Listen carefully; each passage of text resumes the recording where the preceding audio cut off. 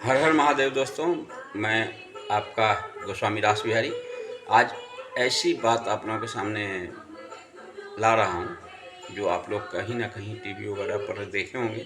मैं इस संत की बात, मैं भी एक संत से मिला था जो 2014 में 16 तारीख को ही बता दिए थे कि मोदी जी प्रधानमंत्री बनेंगे, जबकि मोदी जी 23 मई को प्रधानमंत्री बने थे।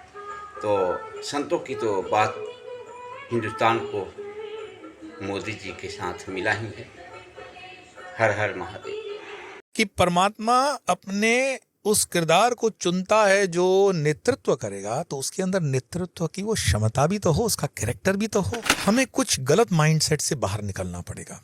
ये मेरा वाला, ये तुम्हारा वाला, इन चीजों को छोड़। सबसे पहले नमस्कार, नमो नारायण। क्योंकि प्रश्न जो है, कई लोगों को लगता है कि ये हम राजनीति की तरफ बढ़ रहे हैं, इसलिए मैंने हमेशा इस जिज्ञासा को, उस प्रश्न को टाला है कि क्या मोदी जी के विषय में मैं कुछ कह सकता हूं, चूंकि मोदी जी वलसाड़ से, गुजरात से ही हैं और ये यहाँ के प्रचारक रहे थे। लेकिन कभी भी इस बात को हम मिक्सअप नहीं करते हैं। रीजन ये है कि इस देश की सत्ता पर जो भी ऊपर बैठता है, ये सनातन भूमि है, और बिना परमात्मा की इच्छा के अगर कहते हैं कि पत्ता भी नहीं हिलता, तो इतनी बड़ी सत्ता पे भी उसकी कोई ना कोई इच्छा होगी। मित्रों, मैं कुछ आप लोगों से अभी जो आज विषय पर बात कर रहा हूँ वो थोड़ा आपको अजीब भी लग सकता है, लेकिन मेरी बात को आप काउंटर चेक जरूर करिएगा कि यूट्यूब और गूगल पर जब आप देखेंगे, मोदी जी के जितने प्रशंसक भारत में हैं, उनसे कई गुना मोदी के विरोधी विदेशों में बसते हैं। और कई वीडियो तो ऐसे हैं कि मक्का मदीना के अंदर उनके बुरे होने के लिए दुआएं मांगी जाती हैं, और ऐसी ऐसी दुआएं मांगी जाती हैं कि आप अगर सर पीट लेंगे कि मोदी के ऊपर से टायर निकले, ट्रकें निकले, कीचड़ हो, गोबर पड़े, इस तरह की दुआएं मांगी जाती है रीतसर। और ये हिंदुस्तान को छोड़कर बाकी अन्य दूसरे विधर्मी देशों में तो बहुत होती है। तो अगर ये मैंने जैसे वीडियो बनाया है कि निजूम होता है या दूसरी विद्याएं होती हैं, जादू होता है, तो फिर मोदी जी के ऊपर उसका असर क्यों नहीं होता है? ये बहुत प्रश्न हमें पूछा जाता है। तो एक बात, जिसकी विराट की इच्छा के अनुसार हम जीवन व्यापन करते हैं, तो विराट की इच्छा सर्वोपरि है। वो कहते हैं ना, मुद्दई लाख चाहे तो कब क्या होता है, वही होता है जो मंजूरें खुदा होता है। मैं जिन दिनों अभी पिछले वर्ष गुवाहाटी में कामाख्या जी में प्रवास कर रहा था, तो मुझे ऐसे कुछ संतों के साथ मिलने का सौभाग्य मिला जो पिछले 2002 से मोदी जी के लिए बगलामुखी जी का यज्ञ कर रहे हैं। और कोई वो संख्या एकाध नहीं है। मैं आपको इस समय कुछ कारणों से वो लोकेशन और इसलिए नहीं बता रहा हूं कि यज्ञ में हमेशा से जो पलीत आत्माएं होती हैं, शैतान होते हैं, वो विघ्न डालते हैं। हमारे शास्त्रों में भी है ना, हड्डियां डाल देते हैं। तो विधर्मी उस यज्ञों को डिस्टर्ब करने के लिए प्रयास करेंगे। लेकिन मैं इतना कह सकता हूं कि कामाख्या की उस पावन भूमि पर मोदी जी के लिए कई संत बगलामुखी जी का सतत यज्ञ कर रहे हैं। फिर पिछले दिनों जब मैं गिरनार में था, तो मुझे वहां गिरनार में भी प्रेरणा से बाबा जी के उन संतों से मिलने का सौभाग्य मिला जो मोदी जी के लिए वहां पर भी यज्ञ कर रहे थे। योगी जी तो योगी जी हैं, उनकी तो परंपरा है, मतलब नाथ संप्रदाय की परंपरा बड़ी ऊंची परंपरा है। लेकिन चूंकि हम बात कर रहे हैं आज नरेंद्र भाई मोदी जी की, तो आप सबको पता भी होगा कि वो संघ के कभी के जमाने में प्रचारक रहे थे, और वो प्रचारक के कार्य से वलसाड़ भी थे, और वलसाड़ काफी समय वो रहे। धर्मपुर, कपराड़ा में उन्होंने बहुत काम किया हुआ है। आप जो मोदी जी को आज देख रहे हो, वो उस समय के मोदी जी बिल्कुल अलग थे। और आज भी कुछ लोग जीवित हैं, कुछ क्या बहुत कुछ वलसाड़ में आपको मिल जाएंगे, जो कहेंगे कि मोदी जी उनके बाहर बैठ करके रोटी और सब्जी खाते थे। ये मैं बिल्कुल गंभीरता पूर्वक आपको बात बता रहा हूँ। वलसाड़ शहर के अंदर आप आइए और कहिए कि मोदी जी को जानने वाले आरएसएस के हमें पुराने लोग दिखाइए। आज भी अनिल भाई पारिक करके आपको मिलेंगे जो आपको कहानियां ये बताएंगे। हिंदवानी जी अभी अभी शांत हुए हैं, वो बताते थे। और मेरा सौभाग्य रहा कि इन दिव्य मूर्तियों से मैं तो कई बरसों 20-25 साल से साथ में हूँ, काम किया है। मोदी जी के विषय में उनके जो नजदीकी मित्र थे, उनसे भी मेरा संपर्क रहा। पिछले साल चुनावों के दौरान मैं मोदी जी के पूर्व आश्रम के घर पर भी गया, उनके भाई साहब से भी मुलाकात हुई। लेकिन मैंने अपना परिचय कभी इस तरह से नहीं दिया कि मेरा परिचय क्या है, क्योंकि एक भगवा पहनने के बाद हमारा कोई पूर्व परिचय नहीं रहता है। मोदी जी के साथ मेरा कोई पूर्व परिचय है, तो जो ये कह रहा है उसका पूर्व परिचय नहीं है, और जिसका पूर्व परिचय था वो ये नहीं है। तो इसीलिए उस पूर्व परिचय के विषय में मैं ज्यादा नहीं बता पाऊंगा। लेकिन हाँ, मोदी जी इतने स्तर पर जरूर पहुंच गए हैं कि हमारे जो गुरु महाराज ईश्वरानंद गिरी जी महाराज, उनका एक वीडियो होगा यूट्यूब पे, आप सर्च करिएगा। ये मैं बात बता रहा हूँ आपको 2014 के पहले की बात है, जब वो मुख्यमंत्री थे गुजरात के, और एक कार्यक्रम के अंदर का ये वीडियो है जहाँ पे ईश्वरानंद गिरी जी महाराज बता रहे हैं मोदी जी की उपस्थिति में, अंग्रेजी के अंदर वो संबोधन कर रहे हैं कि प्रधानमंत्री करके वो संबोधित कर रहे हैं उनको, और फिर वो कहते हैं कि यस, मैं प्रधानमंत्री करके ही आपको संबोधित कर रहा हूं, मुझे पता है आप अभी बन के तो चीफ मिनिस्टर आए हो, लेकिन आप प्रधानमंत्री बनोगे। इस स्टेटमेंट से आप समझ जाओ कि भारत के हजारों संतों, हजारों ऋषि मुनियों की यह चाहना थी कि मोदी जी प्रधानमंत्री बने। तो मोदी जी को प्रधानमंत्री बनने के लिए ठीक है, एक चुनाव की प्रक्रिया ने काम किया होगा, वो तो ठीक है, लेकिन मैं एक दैविक शक्ति भी देखता हूँ, दैविक लोगों की कंट्रीब्यूशन भी देखता हूँ। और मोदी जी के कई किस्से ऐसे हैं जो कभी मीडिया में नहीं आए, क्योंकि मोदी जी से मीडिया इतनी अभिभूत है कि वो सारा समय मोदी जी के पास रहती है, लेकिन मोदी जी से जुड़े हुए ऐसे अनंत लोग हैं जिनके पास उनके कई किस्से हैं। मैं अपने गुरु आश्रम से आपको ये कुछ चीजें बता सकता हूँ। जैसे उन दोनों हमारे गुरु महाराज बुद्धेशानंद जी महाराज रामकृष्ण मिशन के 12वें अध्यक्ष हैं, वो गुजरात में थे, और गुजरात में शायद राजकोट आश्रम के वो अध्यक्ष थे, शायद नहीं, पक्का। और फिर ऐसा समय आता है कि बुद्धेशानंद जी को प्रमोशन मिल जाता है कि आप अपनी जवाबदारी बेलूर मठ में आगे बढ़ाइए, और उनकी जगह पे आत्मस्थानंद जी महाराज आएंगे। आत्मस्थानंद जी महाराज जो थे वो राजकोट के अंदर जब पूरी जवाबदारी लेते हैं तो मोदी जी से उनका संपर्क बहुत गहरा बनता है। जहाँ तक मुझे सुनाने में आया, और ये प्रमाणिक भी है, कि वो सन्यासी बनना चाहते थे रामकृष्ण मिशन के। आत्मस्थानंद जी महाराज ने उनको तब प्रेरणा दी कि नहीं नहीं, तुम्हारे लिए और भी कार्य है, बड़ा कार्य है, सन्यासी तो है ही, तुम सन्यासी हो। और आप देख लीजिएगा, ये जो मैं स्टेटमेंट कर रहा हूँ, ये मोदी जी की कोई पॉलिटिकल कैरेक्टर को लेकर के मेरी स्टेटमेंट नहीं है, लेकिन मोदी जी का चाल चलन, उठक बैठक, उनकी जो टेस्ट है, उनका जो सिलेक्शन है, वो एक योगियों की तरह है, एक सन्यासियों की तरह है, एक विरक्त जीवन है उनकी। आप मोदी जी को, हो सकता है आप उनके विरोधी हों, लेकिन आप उनकी ईमानदारी, आप उनकी निष्ठा, आप उनके देश प्रेम, आप उनके राष्ट्र प्रेम पर कभी भी शक नहीं कर सकते हैं। मैं ऐसे मुसलमानों को जानता हूं जो हो सकता है मोदी जी के कट्टर विरोधी हों, लेकिन उनकी निष्ठा पर उन्होंने डाउट नहीं किया। हमारे वलसाड़ के नजदीकी माइक्रोइंक के मालिक रहते हैं गफूर भाई बिलेखिया, मेरे बहुत अच्छे परिचित थे। पिछले कुछ सालों से मैं संपर्क में नहीं आया उनके स्वास्थ्य की वजह से, लेकिन बिलेखिया जी और मोदी जी की दोस्ती जगजाहिर है, बरसों की दोस्ती। मोदी जी के ज्यादा अच्छे संबंध मुस्लिम समुदाय से इतने गहरे हैं कि आप आश्चर्यचकित हो जाओगे कि ये कैसे हो सकता है। तो ये तो एक क्या हो गया कि मीडिया ने एक अपना मेंटल स्ट्रक्चर बनाया कि हम मोदी के विरुद्ध काम करेंगे, कि इंटरनेशनल लॉबी ने काम किया। अदरवाइज आप देखोगे गुजरात एक ऐसा स्टेट है कि जहाँ के मुसलमान पूरे हिंदुस्तान में सबसे समृद्ध और सुखी मुसलमान है, पढ़े लिखे मुसलमान है, यहाँ शांति है, अमन है। क्यों? तो मोदी जी ने उस चीज को एक डायरेक्शन दी। लेकिन चूंकि हम मोदी जी के पर्सनल अन्य उपलब्धियों पर बात कर रहे थे, तो मोदी जी के विषय में और संतों में जैसे हम जाएंगे, जैसे मैंने बताया ईश्वरानंद गिरी जी ने उनको बताया कि आप पीएम बनने वाले हो, पीएम बनोगे, हमारी इच्छा भी है और अब बनोगे भी। मुझे याद आता है महाबाबा जी के संकेत से मैं एक संत से मिला था, उन दोनों में बड़ा व्यथित था, मैं खुद भी परेशानी के दौर से गुजर रहा था, और मैं बिल्कुल ये ईमानदारी से आपको बात बता रहा हूँ, मैं जेल के अंदर था। यही भगवा आतंकवाद का केस मुझ पर जो लगाया गया था, गलत केस था। तो एक एसपी मेरे से मिलने आए। आज भी उन जेलों के सारे एसपी मेरे अच्छे परिचित हैं, कई मेरे संपर्कों में भी रहते हैं एज ए स्पिरिचुअल पर्सनैलिटी। चूंकि मेरी स्पिरिचुअल लाइफ अंदर रही, तो मुझे याद है वो एक होम सेक्रेटरिएट से भी एक अफसर था, ये क्वेश्चन सेम ही था। तो टॉर्चर के बाद उन्होंने पूछा, उस समय यूपीए की सरकार थी और दूर दूर तक ऐसा लग नहीं रहा था कि यूपीए सरकार इस देश से जाने वाली है, और बीजेपी के आने की कोई संभावना नहीं थी। ये 2012 की मैं आपको बात बता रहा हूँ। तो मुझे पूछा गया कि तुम्हें क्या लगता है, इस देश में क्या बीजेपी आएगी? तो मैंने कहा बिल्कुल, आप लिख के लीजिए 2014 के अंदर बीजेपी आ रही है। मैं तो अंदर था, कोई मेरे पास सुविधा दूसरी थी नहीं। तो उन्होंने कहा अच्छा, इतना तुम्हें कॉन्फिडेंस है तो बताओ 2014 में अगर बीजेपी जीत रही है तो तुम्हारे कैंडिडेट तो बाहर लड़ रहे हैं। और उन दोनों अडवाणी जी बड़ी लीड ले रहे थे। एक समुदाय चाहता था कि मोदी जी को आगा किया जाए, एक वर्ग मतलब चाहता था, और कुछ जो वृद्ध वर्ग था वो चाहता था अडवाणी जी रहे। उन दोनों सुषमा स्वराज जी भी थी, हमारे लिए तो सब आदरणीय ही है।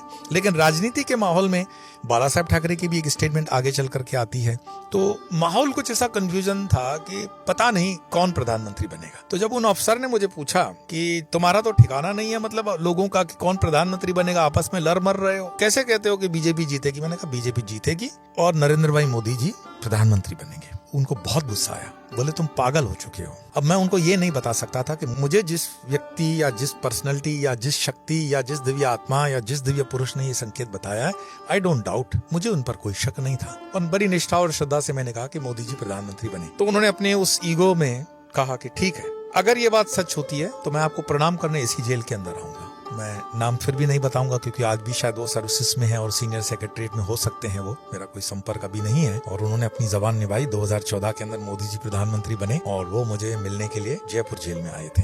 बड़े आदर के साथ उस वक्त के तत्कालीन सुपरिटेंडेंट के सामने उन्होंने अपने जूते उतारे। सुपरिटेंडेंट देखते रह गए। शाम को 7:30-8 का समय हो चुका था, सारी जेल बंद हो चुकी थी। बावजूद उसके मेरे दरवाजे का लॉक खोला गया। मुझे उन्होंने बाइज्जत कहा कि स्वामी जी बैठिए, आपसे बात करनी है। और उन्होंने कहा कि मुझे समझ में नहीं आता कि मैं क्या कहूँ, मेरे पास शब्द नहीं है। क्या आधार था आपका कि मोदी जी प्रधानमंत्री बनेंगे? मैंने उनको हंस के कहा कि मोदी जी प्रधानमंत्री बनेंगे ये मोदी जी की या बीजेपी की या आरएसएस की इच्छा नहीं है, ये सारी कायनात की इच्छा थी कि मोदी जी प्रधानमंत्री बने, और बन गए। उनकी फिर जिज्ञासा रही। उन्होंने कहा आगे क्या देखते हैं? मैंने कहा आगे तो मैं ये देखता हूँ कि अब तुम्हारे हमारे संकट के बादल छट गए। जो विधर्मी प्रकार की सरकार थी उसका विध्वंस होगा। अब इस देश के अंदर धर्म की स्थापना होगी।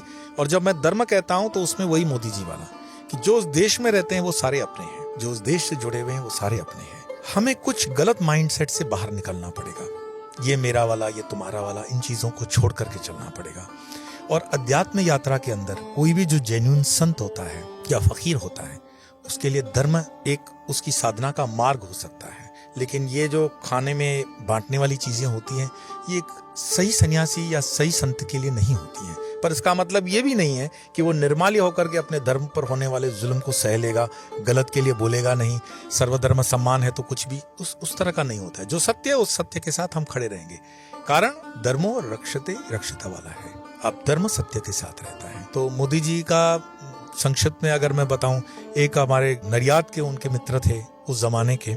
मैं संतराम मंदिर रामदास जी महाराज की कृपा में रहा और उनके माध्यम से उनसे मेरी मुलाकात हुई थी। वो मुझे पता था कि वो मोदी जी के बहुत पुराने मित्र रह चुके हैं।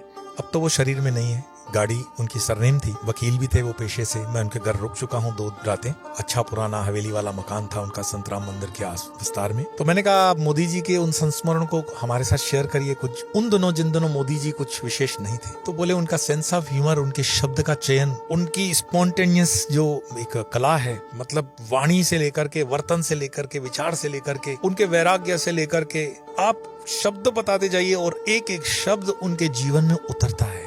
वो ऐसे व्यक्तित्व है। मैंने कहा क्या लगता है ये जो सीक्रेट है उसका क्या हो सकता है? तो उनकी बातों से मुझे लगा कि he is a man of character. आप मोदी के विरोधी हो सकते हैं, लेकिन मोदी जी के कैरेक्टर में आप एक भी 0.001% भी आक्षेप नहीं कर सकते। और बड़े बड़े धुरंधर विरोधी विपक्षी दलों के नेता इस चीज के लिए ललायत होते हैं कि मोदी जी के कैरेक्टर पे हम कुछ कर सके। आप कुछ भी हल्की बातों का कमेंट कर सकते हो, लेकिन मोदी जी का कैरेक्टर इतना पावन है। ये ब्रह्मचर्य का मुझे लगता है कि सटीक एक एग्जाम्पल है। मोदी जी के जीवन का खान पान रहन सहन, आपको वो याद होगा कि ओबामा से मिलने गए हैं और नवरात्रि का उपवास है, अमेरिका की धरती है, और वो 9 के 9 दिन शुरू से ही, ऐसा नहीं कि वो आडंबर अभी उन्होंने कोई नवरात्रि चालू की होगी, नहीं। मोदी जी की तपस्या, मोदी जी का ध्यान, मोदी जी का योग, मोदी जी का ये सब कुछ पहले से ही रहा है। जो उनके पुराने लोग उनसे जुड़े हुए वो हमेशा कहते थे, मोदी जी एक झोला डालते कंधे पे, उनके 2 कुर्ते रहते। संघ के जिन स्थानों पे वो रहते थे वो पुराने लोगों से मैं मिला हूँ, और मैं बड़ी प्रामाणिकता से कहता हूँ कि परमात्मा अपने उस किरदार को चुनता है जो नेतृत्व करेगा, तो उसके अंदर नेतृत्व की वो क्षमता भी तो हो, उसका कैरेक्टर भी तो हो। अगर आपके पास कैरेक्टर नहीं है तो लक्षणों के ऊपर लक्ष्मी होती है, कर्मों के ऊपर कृपा होती है। आपके अगर लक्षण नहीं है तो लक्ष्मी भी नहीं टिकेगी। कई लोग कहते हैं ना हमारे पास लक्ष्मी नहीं आती है, आपके लक्षण ठीक नहीं है भाई। और कृपा तब होती है जब आप वो कर्म करते हो। तो लक्षण भी मोदी जी के और कर्म भी मोदी जी के, उस पर आप कभी डाउट नहीं कर सकते हैं। आपको लगता होगा मैं मोदी जी को कुछ प्रमोट कर रहा हूँ, लेकिन बात ये नहीं है। बात यह है कि आप अपने जीवन में जीवंत आध्यात्मिक व्यक्तियों को देखें, समझें और सोचें कि आध्यात्मिकता क्या होती है, ब्रह्मचर्य क्या होता है, जीवन में चलने का क्या तरीका हो सकता है। माँ के प्रति आपने उनका प्रेम देखा, ये प्रधानमंत्री बनने के बाद नहीं था। शुरू से ही वो माता के लिए उनका वो स्नेह, वो प्रेम रहा। और माँ का भी आपने कैरेक्टर देखा होगा। अगर ये दूसरे दल की माँ होती ना तो आज तक तो दिल्ली में उनके नाम पे 50 चौक बन गए होते। लेकिन उस माँ ने जो त्याग तपस्या की जीवन समर्पित किए इस राष्ट्र को। आने वाले सालों में आप देखेंगे कई बच्चे उनके जीवन पे पीएचडी करेंगे। ऐसे अनंत कई एक्सपीरियंसेस हो सकते हैं, पर मुझे लगता है कि हमें जो उनके जीवन से सीखना चाहिए, मरने के बाद तो देखिए हाथी जिए तो लाख, मरे तो 1.25 लाख।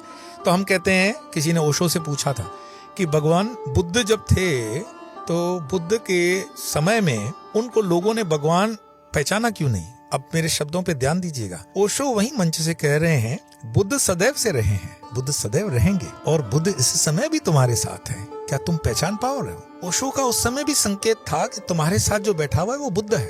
बुद्ध ऐसा नहीं होगा कि बुद्ध जो हम गौतम बुद्ध जानते हैं, वो बुद्ध मीन्स एनलाइटमेंट, अपने जो परिकाष्ठा पर पहुंच गई अनुभूति, वो सब बुद्ध है। रामकृष्ण बुद्ध है, रमण महर्षि बुद्ध है। तो हम उन बुद्धों को तब मानते हैं जब वो मर जाते हैं, पंचभूतों का शरीर छोड़ जाते हैं। मर जाने का अर्थ है पंचभूतों का शरीर छोड़ दिया, चाहे वो उत्तर के हों, दक्षिण के हों, पूरब के, पश्चिम के हों। ये भूमि तो संतों की, महंतों की भूमि रही है। एक एक गांव में आपको ऐसे ऐसे किस्से सुनने मिलेंगे। मैं इसके लिए हमेशा युवाओं को बोलता हूँ कि कमा तो लोगे तुम जीवन में, थोड़ा सा इस देश को भ्रमण करके देखो, थोड़ा सा इस गाँव की धूलियों को चाट कर देखो, अपने सर पर लगा कर देखो, इस देश की नदियों का पानी पी के देखो। तुम देखो ये देश कितना महान है। मैं विदेशों को छोड़कर यहाँ क्यों बसा? क्योंकि इस देश से महान कोई देश है नहीं। और फिर ओशो के शब्दों का मैं सहारा लूं कि जब जब भी तुम्हारी आध्यात्मिकता ऊंचाइयों को छुएगी, तुम दुनिया के किसी भी हिस्से में रहोगे, तुम्हें हिंदुस्तान आना पड़ेगा, भारत आना पड़ेगा। कभी पाकिस्तान वाला विस्तार भी वो हमारा आध्यात्मिक विस्तार था और आज भी है, भविष्य में हो जाएगा, वो भी उतना ही आध्यात्मिक रहा। लेकिन कुछ पलित आत्माओं ने वहां पर गंध फैला रखी है। बांग्लादेश का तो सुनो राजधानी ढाका है, माँ ढाकेश्वरी के नाम पर ढाका, तो चैतन्य भूमि है, वो शक्तिपीठ है। श्रीलंका में जाइए, राम की भूमि, श्री रावण की भूमि। मैं श्री रावण बोल रहा हूँ, बड़ी गंभीरता से बोल रहा हूँ। आप रावण जला करके जो देखते हो और तमाशा लेते हो, ये अपशगुन करते हो। कभी भी रावण जलता हुआ मत देखना, क्योंकि रावण की जलते हुए देखने की आपकी काबिलियत क्या है? महापंडित है वो। उस महापंडित के आदर में हाथ जोड़कर खड़े हो जाओ, जिसकी मृत्यु का कारण स्वयं श्री राम बने, वो साधारण नहीं हो सकता। तो इस तरफ जाइए, चाहिए नेपाल, गोरक्ष की भूमि है। आज भी गोरक्ष के नाम से गोरखे होते हैं, गोरखा समुदाय गोरक्ष के नाम से शक्तिपीठ हैं। तो ये भारत का जो मानचित्र है, अपने आप में पूर्ण रूपेण एक ज्वलंत प्रज्वलित शक्तिपीठ है। और यहाँ पर पैदा होने वाला ब्रह्मानंद जी जैसे महाराज कहते हैं, रामकृष्ण परमहंस के मानस पुत्र, कि वृंदावन और काशी में अगर किसी का कुत्ते का भी जन्म होता है ना, वो जन्म भी तुम्हारा ऋषियों के ऊपर का जन्म है। ये भूमि ऐसी है, यहाँ का अगर तुम जूठा अन्न भी खा लोगे ना, तीर्थों का पावन हो जाओगे। यहाँ की नदी में बहता हुआ एक एक बूंद बूंद पानी अमृत है। यहाँ की चलने वाली पवन में गीतों का जो चलता है, भागवत रामायण की चौपाइयां हैं। तो ये इस देश की विशेषता है। मैंने मोदी जी का मात्र इसीलिए उल्लेख किया ताकि इस शरीर में आप जो कहते थे कि किसी ऐसे दिव्य पुरुष के दर्शन करें, मोदी से स्टार्ट किया है और कई ऐसे महापुरुषों को आपके सामने लाऊंगा जो शरीर में इस समय आपके पास है। आज इतना ही, फिर मिलेंगे इसी चैनल पर। स्वामी नमो नारायण।